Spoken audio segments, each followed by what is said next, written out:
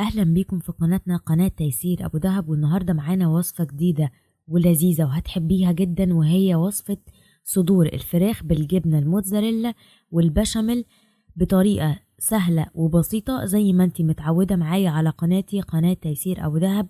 بس قبل ما تكملي الفيديو لحد الاخر ما تنسيش تفعلي جرس الاشتراك وتشتركي في القناة لو ما كنتيش مشتركة عشان يوصلك كل جديد.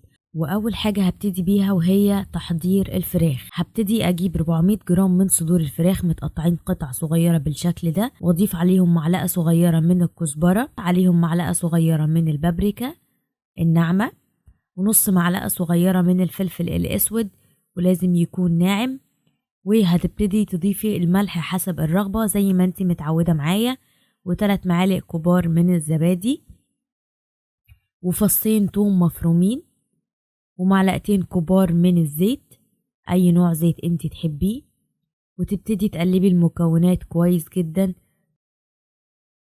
لحد ما تمتزج كويس مع بعضها، وتسيبيها نص ساعة في التتبيلة. بعد كده هبتدي اجيب طاسة فيها معلقة كبيرة من الزيت، وبعد ما الفراخ اتبلت هبتدي اضيف فيها كمية الفراخ كلها، وابتدي اقلب الفراخ لحد ما تنشف معايا من المية بتاعتها، وهبتدي اقلب لمدة 6 دقايق لحد ما ميتها تنشف خالص مع التقليب المستمر بالشكل ده.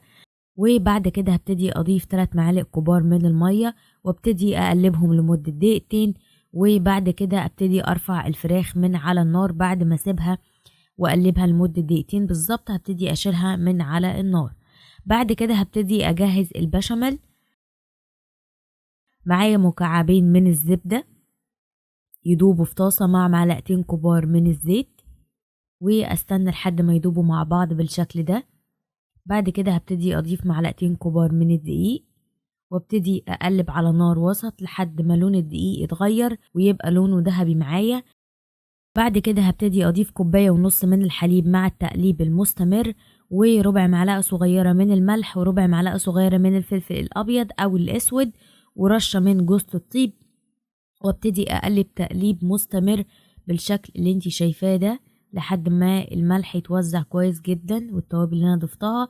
بعد كده هبتدي اضيف نص كوباية من الجبنة الموتزاريلا بالشكل اللي انتي شايفاه ده، ومعلقتين كبار من القشطة، وابتدي اقلب لحد ما القوام يبقى سميك معايا وتبتدي تغلي معايا زي ما انتي شايفة كده. ابتدت تبقى سميكة وغلت معايا، يبقى ده القوام المطلوب اللي انا عايزاه. هبتدي ارفعها من على النار.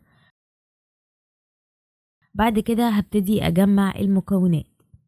هبتدي اضيف الفراخ اللي انا عملتها في طاجن واسع كده يساع الكمية اللي انا عملتها واللي انا عايزاها. بعد كده هبتدي اضيف عليه البشاميل، هبتدي اوزعه كده كل الكمية اللي عندي بالشكل ده. بعد كده هبتدي اضيف جبنة موتزاريلا من على الوش واوزع على حسب الكمية اللي عندي وعلى حسب ما بتحبيها.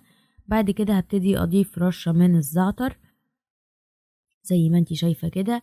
هبتدي ادخله الفرن لمدة 10 دقايق لحد ما الجبنة تسيح ويبقى لونها جولد كده على درجة حرارة 210 زي ما انتي شايفة كده. كده الجبنة ساحت وبقت جميلة ولذيذة،